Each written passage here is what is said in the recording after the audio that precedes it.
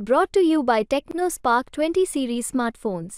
वो का चार्जेस था युगेंद्र दादा तुम आगे बढ़ो, हम तुम्हारे साथ हैं। युगेंद्र दादा तुम आगे बढ़ो, हम तुम्हारे साथ हैं।